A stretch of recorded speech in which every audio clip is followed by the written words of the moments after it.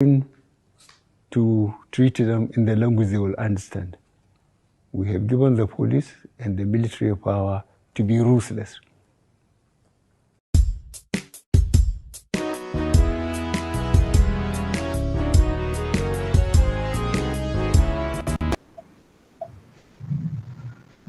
Hi everyone, I'm Noah Omoluabi, beaming live to you from the studios of Distinct TV, Dallas, Texas, USA. I'm glad that you are able to join us. This week, we will be looking at enforcing the force majeure that suspends the Nigerian constitution.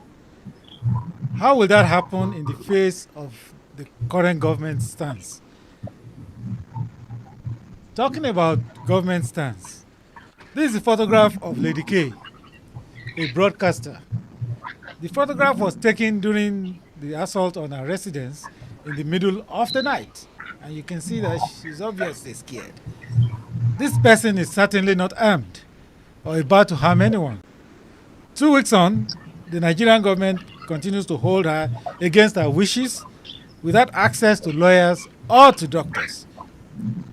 Between 8 to 12 are claimed to have been killed by the Nigerian government that raided Sunday Igboho's house. Their dead bodies, along with dead Igboho's pets, were dragged away across the floors of his house. His property destroyed and the whole house left in shambles by proud state operatives responding to the shoot-at-sight order of President Muhammadu Buhari as a claim. Shoot-at-sight order in a democratic setting? Yet, gatekeepers of democracy are quiet. Is the NBA too scared to move? What is the Nigerian Labour Congress doing? Or have we forgotten that they are there? Medical professionals continue to attend to gunshot wounds and the rest of it. What are they doing about it as examples? Just to treat the wounded? Police now handcuff cats. Political parties are clapping. Very soon, that Banana Island will begin to receive visitors because war doesn't start from the center. It starts from the extremes. The extremes are being taken care of right now. I mean the same people that the Emir of Zaria agonizingly describes as aliens are coming in, including French-speaking Nigerian shoot-at-sight detectives. So goes the state of the Nigerian nation. Buhari is determined to conduct elections and hand over an undivided Nigeria in 2023. Apparently, that war has not ended, and today it is not only Biafra, it's Lower Niger Delta, it's Middle Belt, it's the Yoruba people of southwestern Nigeria that he determines to crush. Even with his militant stand in a democratic setting, the cries for self-determination gains crescendo every day, and waves flood the steps of every main superpower's house. In December last year, a group of self-determination agitators declared a force majeure against the Nigerian constitution. We will be learning of the implications in these short minutes. But who is the arbiter, the justice of the peace between the government and its insistence on an indissoluble constitution and the Ninas group? The NBA refuses to take a direct stand, but its vice president gave us a hint as to what the Nigerian lawyers may be thinking. The vice president of the Nigerian Bar Association announced that the government had a duty to crush any and all agitators. Does this explain why the NBA will not consider disciplinary actions against Malami, the Attorney General, who celebrated the stealing of Nnamdi Kanu against international norms and gladly handcuffed Igboho's newly born cat? Clearly, the race to 2023 elections depends on silencing the agitators for self-determination, the government thinks, and the possibility of enforcing the force majeure, assuming it is legally binding, is what the Nina's group needs to tell us. To help us keep this ball rolling after the commercial, I have two guests, Barrister Tony Nadi. I hope he joins us soon, and Reverend Simon Olatunji, but we'll take them after the break. I'm going to introduce them properly after the break. Hi, meet Dr. Noah Omoluabi, or Pastor Noah as you may prefer, depending on the business setting. He is ably qualified to talk about igniting the fire of leadership in young people for the purpose of creating their own legacy. He is the thought leader behind the concept of culture psychology for acquiring the office of the chief executive. No professor teaches anyone how to make friends. As your new hire walks out of the college gate into the corporate space, the innate forces are ignited for an ambitious career based on cultured leadership skills and a sound understanding of how to build profitable workplace networks. He may be engaged with chief executives, trying to convince them about necessary changes to be included in their leadership programs. He coaches senior executives, holds small group seminars and webinars, as well as facilitate large workshops. Noah is schooled in organizational management.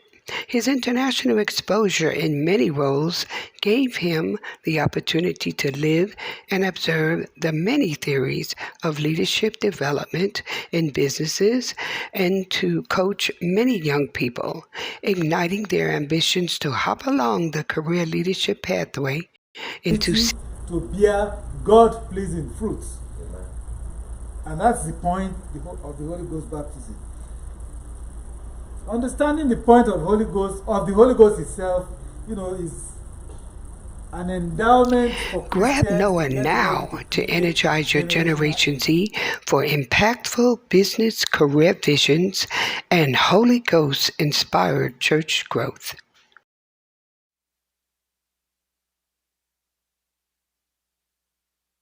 Hi, everyone. Let us introduce Dr. Simon Olatunji while we await while we wait for Barrister Nnamdi. He's trying to connect. We'll have him by the grace of God very soon. Reverend Simon Olatunji is an evangelist and a life coach. He's the pastor of a church currently in Dallas, but he's been the director of media services for the Baptist Convention. Okay, he's handled the media campaign for many years. Now he currently volunteers for the Yoruba Nation as the director of media services for the Yoruba Global Directorate, the shadow Yoruba government. Please help me welcome Reverend Simon Olatunji. We will continue, and then once Barrister Nnamdi joins us, we'll bring him on and introduce him as well. But Reverend Simon, when the masses are prevented from massing together, democracy automatically is cancelled. We have moved into autocracy, and in our case, a military dictatorship. Is it correct to suggest that swearing in 2023 is the tape, like athletes caught the tape? Are the agitators in a race for time against the government? What do you think?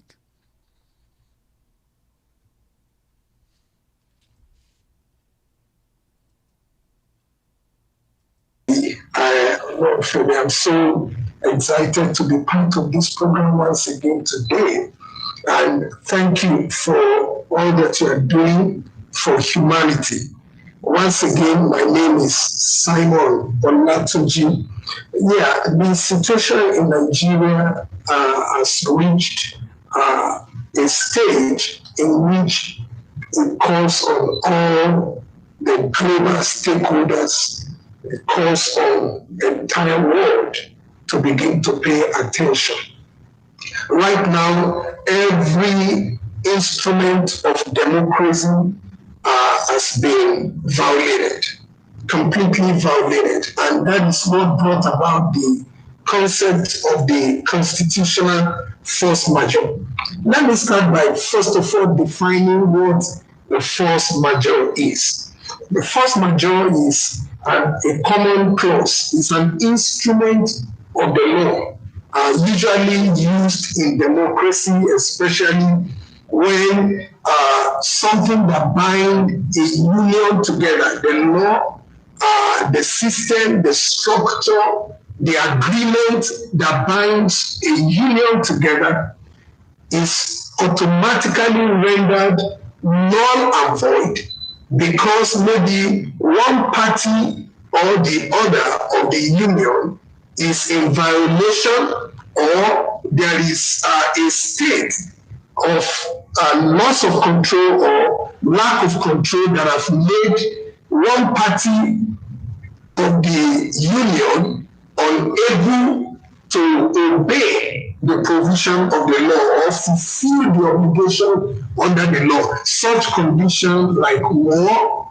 like riot, like crisis, like lack of safety, insecurity, and the rest of that. So this is a very pertinent topic, Dr. Omanuabi and ladies and gentlemen hearing us from all over the world, because this is where Nigeria is right now, in a state of economic coma, in a state of civil unrest, political upheavals, all kinds of real troubled time. So, and that is what has brought us here, and talking about enforcing the constitutional force majeure is something very pertinent, and I'm so thankful to you, Owanoabi, for bringing up a topic very salient and pertinent as this. Thank you, and God's blessings.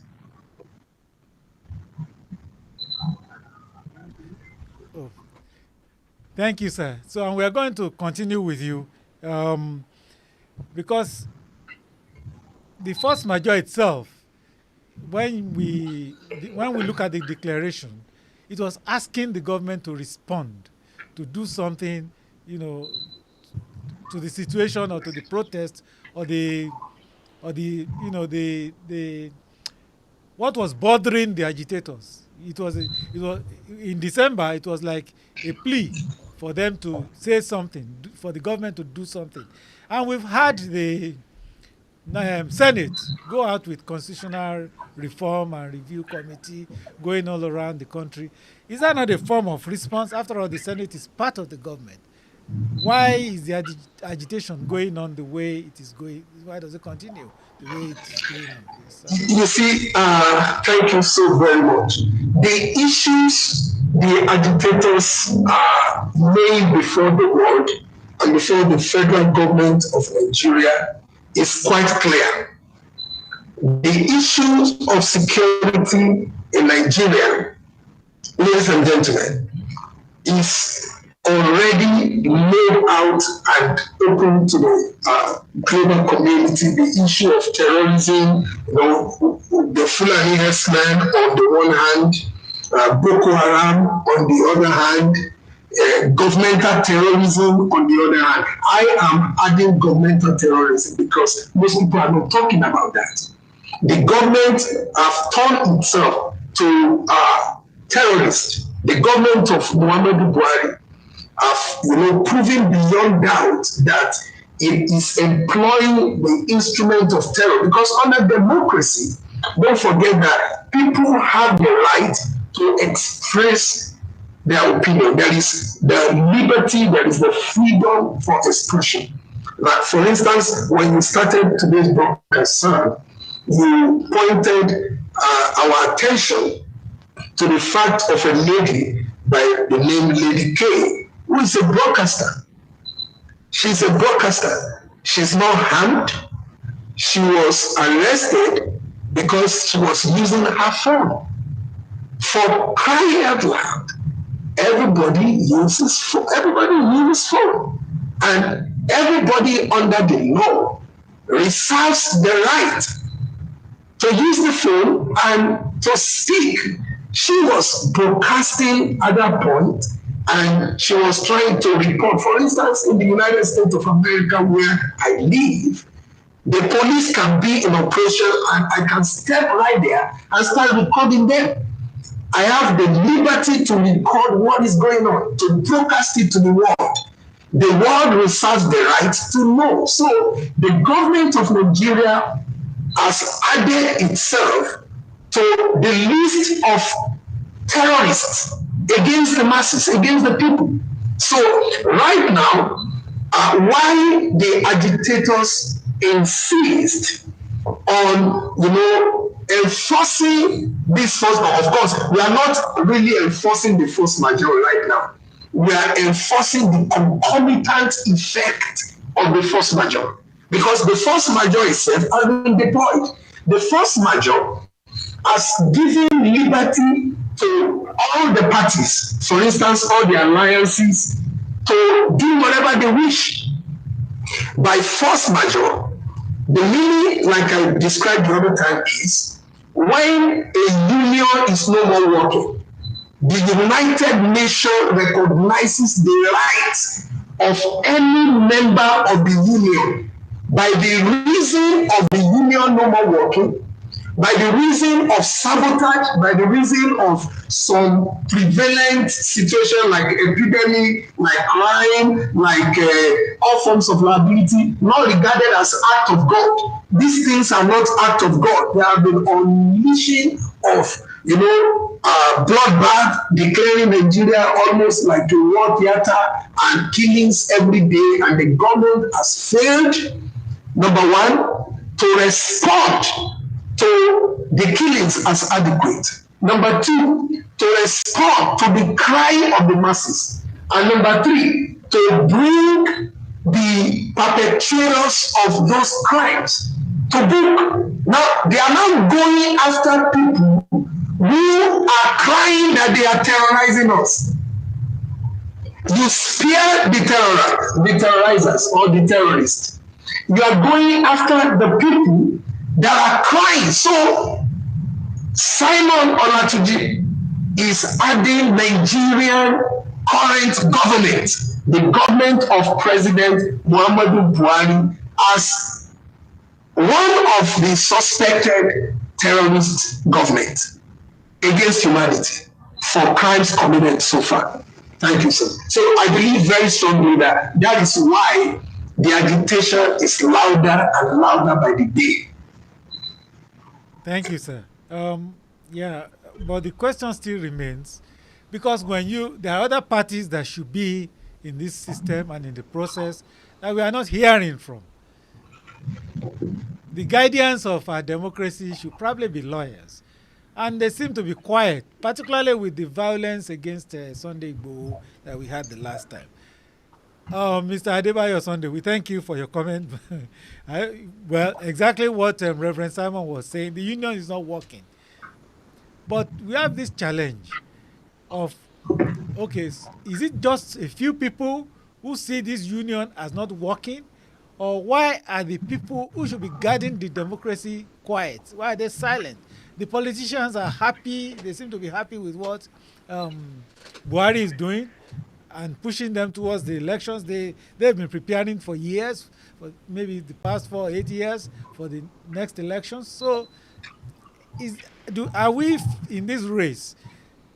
All of these bystanders, the lawyers, the Labour Congress, the civil society, are we comfortable, waiting and preparing for 2023, or should somebody be saying something? Is the union not working? Is it not working for a few people, or is it not working for everybody? Yes, thank you very much. I would call it negligence and malfeasance. Negligence and malfeasance. You rightly call them politicians. Nigerian politicians have benefited from the decline of the nation. They have benefited and they are benefiting from the decline of the nation. The worse the situation is, the better it looks for them.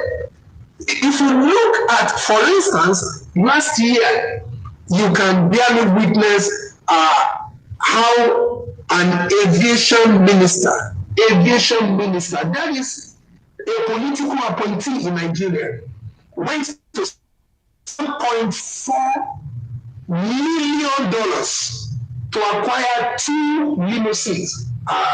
That's a Hamad car, BMWs. That's something that, why do you need that kind of a thing? Where do you get that kind of money? They are trying to protect themselves because they are aware of the situation.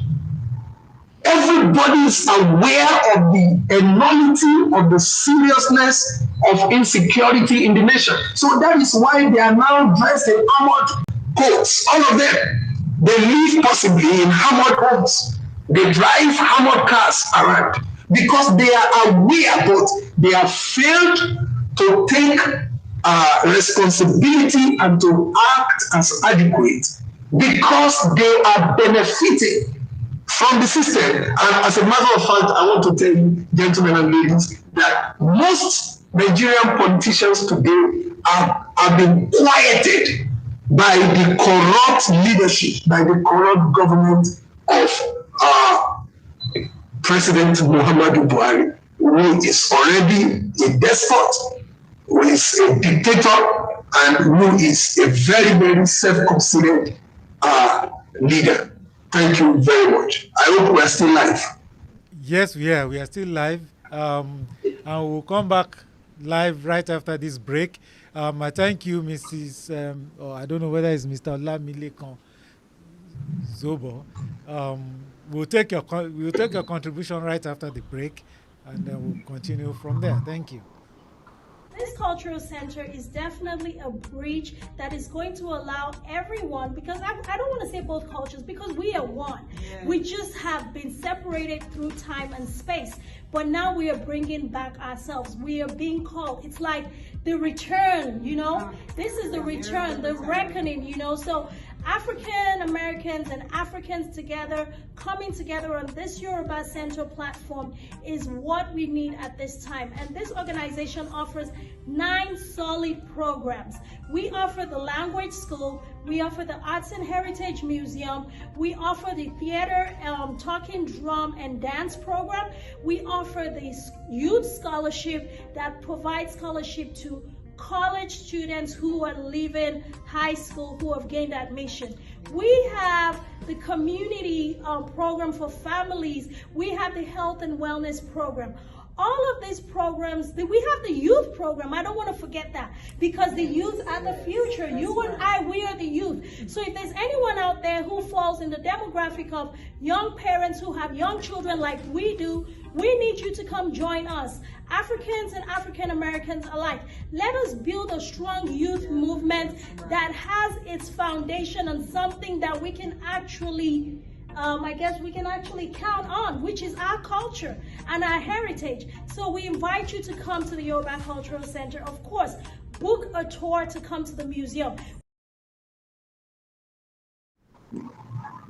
Welcome back, everybody. Yeah, we'll continue with our discussion. I'm sure we are still waiting for Barrister Tony Nnadi to join us. He's still, struggling. We are still struggling with the technology to get him in. But while he was, I have some chat questions here that we'll try to, take a little bit and review as well together. One of them says, now that the government is swinging out in retaliation for the NSAS protests, what is the fate of the Force Majeure? And you may notice that, maybe I need to repeat that question, that now that the Nigerian government is swinging out in retaliation for the NSAS protests, what is the fate of the Force Majeure? Well, Reverend Latuji, many people are agreeing with you here that the Nigerian government is a real terrorist organization. They say it's a Fulani forcing us to live together by with them or whatever. That is the Fulani rule. They are just forcing us to live together. But and that goes on to the question that I have here. The NSAS protest ended up with the Lekki toll gate, which is a business interest of Mr. Ahmed Tinubu. This is the way the questioner actually framed it, which is a business interest of Ahmed Tinubu. And the visit of Buhari to his friend in Lagos instigated the current violence that we now see in the public. If anybody didn't see, I mean, it may have been planned ahead to steal Nnamdi Kanu, because that was a stealing. No, the federal government has not denied it. The Attorney General was out very ebullient, celebrating it. He had to even announce it in his own language, in Hausa language, to the people so that they can understand what they did to celebrate with them. Now, the NSAS protest was ended by the death of Nigerians they were not shooting, they were not fighting anybody, but it ended up at the Lekki toll gate. That's the business place of Ahmed Tinubu, one of his business locations, recognized business locations of Ahmed Tinubu. Host, let me pop in there. The NSAS protest is quieted, not ended. That's just on a point of correction. It's quieted. The protest is never ended. The agitation remains. People, when you say something is ended, a war is not ended until ceasefire. You know that. So the current state of the nation, the reaction of people, go to social media. You already started seeing reaction of the masses right now as we are online. You see the comment of people. So that is to tell you that the government is sweeping under the carpet. There's a lot of sweeping under the carpet going on. It's like a deliberate effort by the Buhari government to silence the people, to rob people of their right to speak out, the right to make themselves know. All the demonstrations that have been resisted with arms are peaceful rallies. People just carrying banners and you are resisting them with arms. So they are doing more of a public show of their shame before the world, because the whole world is watching. So the NSAS protest is never ended, and the agitation of Chief Sunday of Igboho is never ended. It's just swept on the carpet. So, but when you do that in such a time of force majeure like this, I always want to bring us back to our topic of conversation, which is the force majeure, enforcing the force majeure. The force majeure itself is an instrument of the United Nations. I wrote something down here that under the international law, the force majeure is an irresistible force, even beyond the control of a state, because it is obvious that things are not working. The obligation, there are extraordinary events in the nation Nigeria that have already removed the obligation of certain groups, indigenous groups in Nigeria, to the constitution, because the nation itself has failed the constitution. We have failed to maintain the federalism, the federal character of the nation in political appointments. We have failed to listen to indigenous people or several nationalities against other nationalities. We have failed to service certain areas in the country with fairness and equity.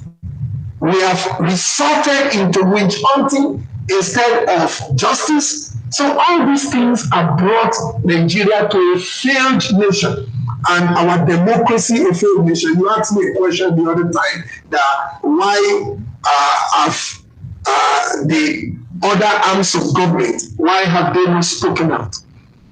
Why, for instance, the National Assembly, if the government is not working, they also have the responsibility. Why up till now, there is no impeachment motion.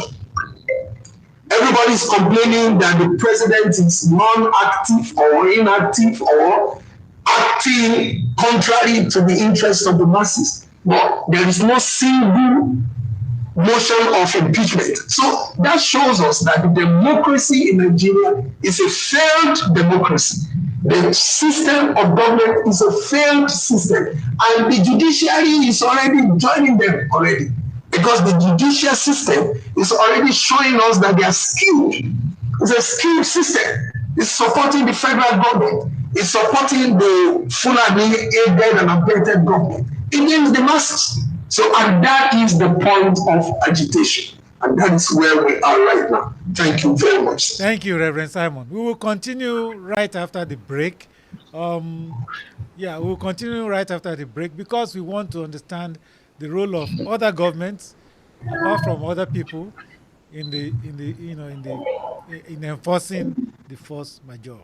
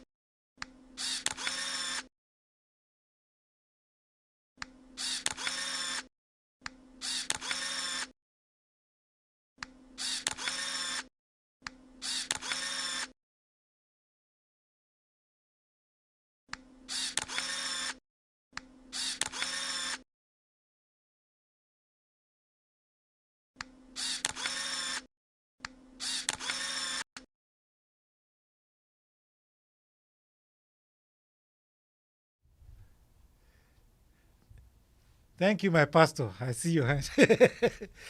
Not you, Pastor Simon, the pastor of my own church. Thank you. Yes, part of the questions that came up on the chat while, just before break and while we're on break was, we can't do this alone. What are we impressing it on foreign governments? We are protesting, yes. Luckily, we have people protesting in embassies and in front of the houses of ministers and foreign governments and the stuff like that. But have we made our campaigns to point towards the interest of these foreign governments, that if they are not threatened or they don't see any gain in liberating Nigeria, why should they care? Why is that all these nations, when they are going to intervene in any political situation in any country everywhere in the world, they have to put the interest of their citizens at heart. What do all these foreign governments have to gain, supposing they intervene in the Nigerian situation? Everybody says, scatter Nigeria now, break it now, do this now, whatever people are saying. The point is, the force majeure is definitely an instrument of the United Nations, but even the United Nations cannot be forced to act without all, many of these major superpowers, particularly those ones that carry vetoes. You cannot do much without them actually getting involved. And we don't want a Syria, we don't want an Afghanistan in Nigeria. And I understand that is why a lot of the agitation movement is always emphasizing the peaceful move. So how are we responding to that? What is in the interest of foreign governments, of foreign nations, in ensuring that this peaceful transition, of different self-determination groups actually materialize eventually? Can you help me in there? Because you are there at the forefront. Yes, thank you very much. Right now, our voices are being, heard in different corners. I am a member of the Justice and Restoration Commission of the United Kingdom. I'm a member of International Committee on Nigeria. I'm a member of some other bodies that are acting and are very, very active in the forefront of this, trying to represent the interests of the people and make sure that fairness, justice, equity is the case all over the world, because injustice anywhere is a threat to justice everywhere. And the United Nations is aware of the problems in Nigeria. There has been very organized presentation, organized, and I mean it, organized presentation of the challenges, the issues facing Nigeria before the United Nations. Apart from the pockets of, rallies, peaceful rallies, demonstration, and responses that has filled the global space, the cyberspace, the internet, social media, the Facebook, YouTube, WhatsApp, and all that. Apart from that, there has been very, very direct and well laid out presentation before the United Nations. And there is ongoing discussion, which I'm also part of, with the Congressional Committee of the United States of America. There are other very important, levels of discussion that is ongoing as far as this is concerned. What I will say is that, there is a limit to which interference is possible during democracy. I want you to know that Nigeria is a democracy, except we are tired of what is going on in our country, and we make a public cry. For instance, what do I mean by public cry? Right now, like I mentioned the other time, the Senate, Nigerian Senate, the House of Assembly, they have not, initiated any discussion. Right now, the United Nations are watching and waiting for the instrument of government that have been set up and empowered by Nigerians to talk to these issues. There is no present issuance or moving of any motion of impeachment. So, and you want the United Nations, you want the United States to come and interfere in a democracy, a democratically elected government? That is what we are saying. So we are almost there because of some of the steps that have been taken by groups, agitators, by NINAS, Nigerian Indigenous Nationality Alliance for Self-Determination, and ICON, International Committee on Nigeria, and some other bodies. Things that are ongoing right now, effort, classified, high-powered negotiation discussion that is going on with regards to all these challenges. So, but except the democratic instrument bodies in Nigeria wake up to this challenge, the United Nations still see Nigeria as deceiving itself. They see the problem, not as if they are not in denial. They cannot deny that the problem is there, but we are a democracy. Which brings me to the problem, to the question I've been asking, and which one of the commentators is asking also is, about the lawyers and the judiciary, who are the people that maintain actually a democracy. When the civil system is working, the democracy is running. But it appears that the lawyers, Mr. Ske Idris, to your question, it's one of the points we started this discussion with. It appears that the lawyers, the Nigerian Bar Association, and the lawyers, even the judges, are complacent with what is going on. I don't know whether they have not seen people being macheted on the streets or in their villages, or they just pretend as if they have not been touched, But I just wished we could have Barrister Nnamdi get in on the call. He's still struggling with it, because there are questions directly, affecting the campaign of Ninas. But I'm going to push that also to you. I do know that Ninas has a petition online. But there are so many other petitions and so many other things we have online. And people are confused. People are confused. Where do we go? What do we say? It's a democratic action to go and feel. I agree with the organizers and everybody. It's a democratic action that can convince. It's a body like the United Nations when the chips are down, when it's time to discuss. But where do people go and find the one that is genuine? And that is the word with Nigerians. Where is it safe? Where is it the one that is the correct place to go?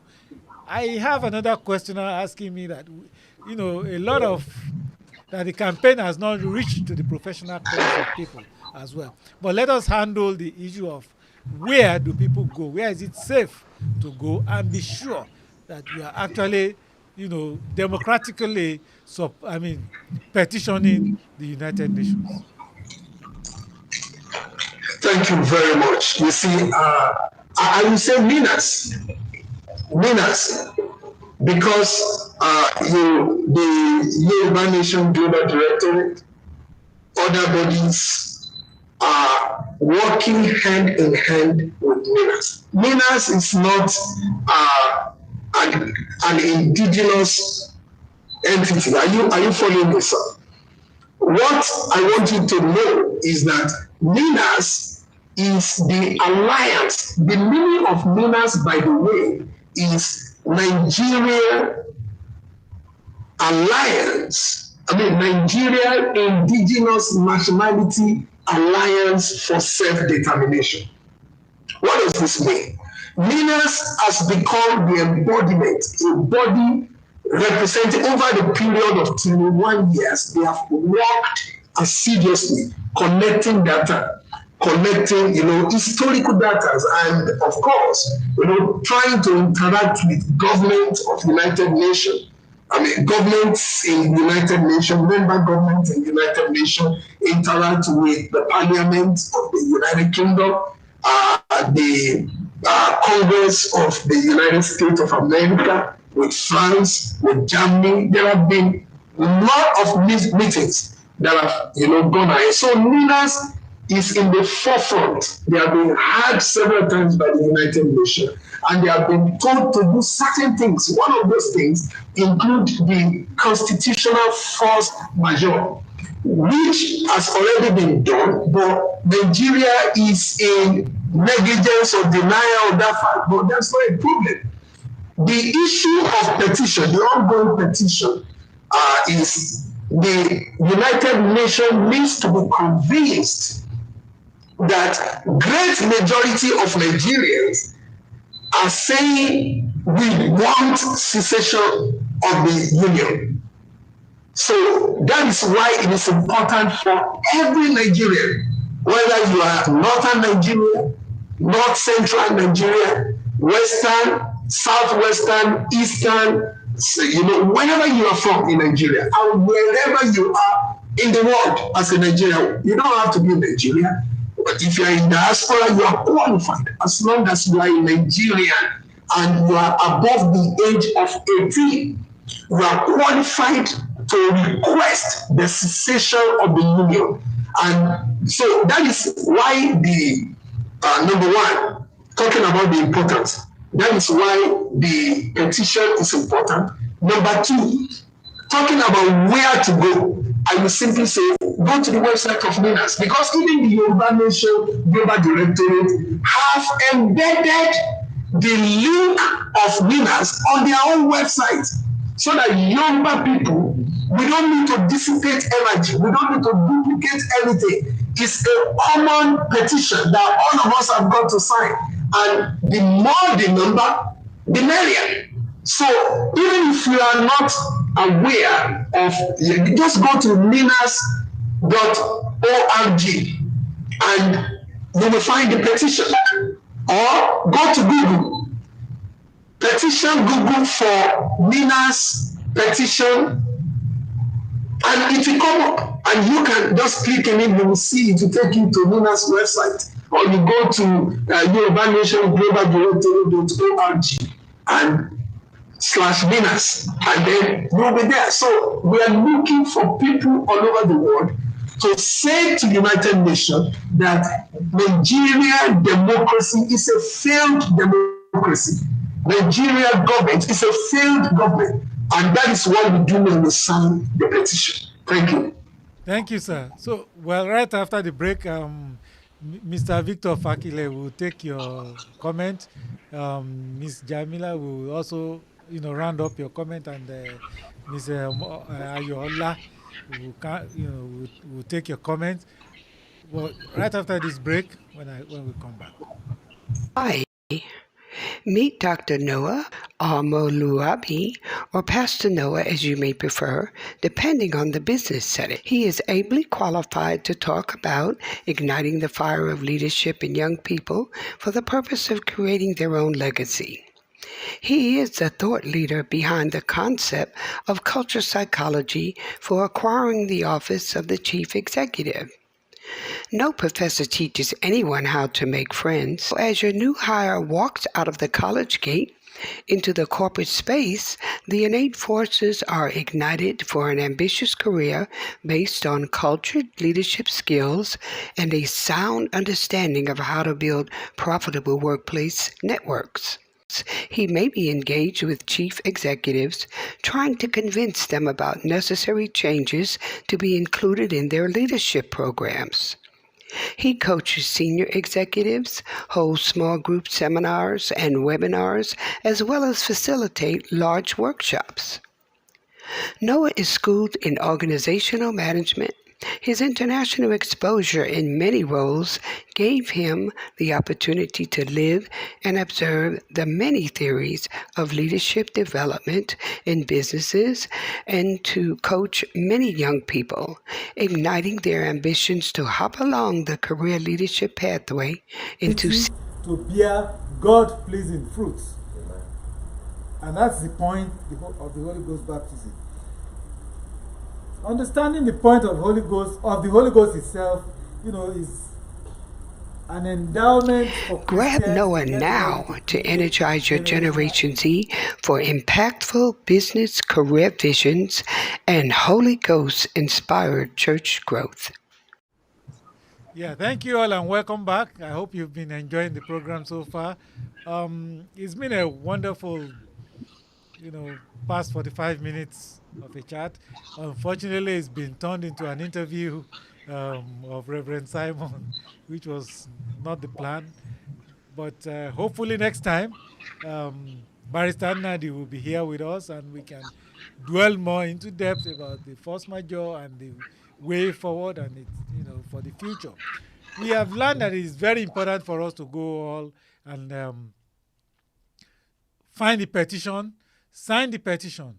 It doesn't matter, which part of the country you are from, so long as you're interested in self-determination for your people, you should go in there. It's something that is accessible to everybody and to the United Nations to see who, what's going on, who wants out of this first union, like your people are saying, with the Fulani domination and stuff like that. Do something, go to the website and express your own opinion and let people know that you are in fact not interested. The numbers count. The numbers count. That's why you talk about democracy. What we have right now, from everything we see, is a military dictatorship. Of course, a general in there, and the generals continue to run Nigeria as it is. But it's not just that. It has the cooperation of the arms of government and arms of society that should ensure democracy, like the Nigerian Bar Association, the doctors, the pharmacists, the lawyers themselves. You know the politicians around you. You can talk to them. Whether they have they come in armored cars or not, they still live among the people. Buhari said that very clearly. all of these governors and all of these local government chairmen are your people. They live with you. You can, let them know where things are going with you. Essentially, if you do not say something, or you think it doesn't concern you, it will eventually hit you. Like we've said, somebody commented, war does not come right into the center of the city. It starts from the periphery and it goes right in. So if somebody is staying in Banana Island, he thinks, it's not going to touch him. People have to cross the bridge before they get there. They will eventually cross that bridge. So think about it. It may be years. And just like Reverend Simon said, it may seem like a drop of water at this point in time. But that drop of water has already coalesced into a stream and is forming a river that is going to form an ocean. It's just the struggle is on. The seed had been sown for people to agitate for self-determination. And it will happen one day or the other at some point in time. You can expect it to happen eventually. Before we move on to the next segment of the discussion, which is what we'll be having next week, I want your final thoughts, Dr. Simon. Thank you so much. Thank you, DNC Radio also. I thank you for hosting us, and in particular for all you do, Dr. Noah Manuabi. We celebrate you. Now, I want us to know that the purpose of the Force Majeure and the implication of the Force Majeure is to render the Constitution of Nigeria inoperative or inoperable by unleashing the Force Majeure, because the masses have already, served the federal government the Force Majeure and given the ultimatum of 124 days to respond and make statements, which I already told you how they have treated it with non-compliance and avoidance. However, under international law, the Force Majeure is irresistible. The people are bringing the Constitution under question. And as long as the federal government has failed to respond to the queries of the people, it's democracy. It's not military. We are not under military government. It's democratic government. The people instituted this leadership. The people gave power and authority to the leaders, and they have been brought to account, but they have failed to respond. So all the arrests, all the ongoing arrests and threats by the federal government is actually illegal. It's illegal. Holding Lady K, the broadcaster, and other people, members of the family of Chief Sunday Igboho, in custody against their wish is illegal, because under which constitution are they being held?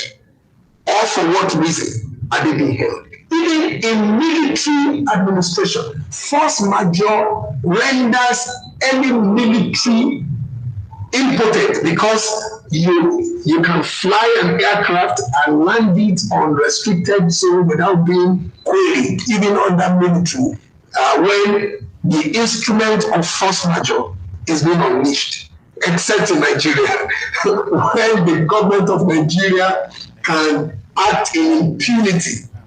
But ladies and gentlemen, I want Nigerians to seek out more.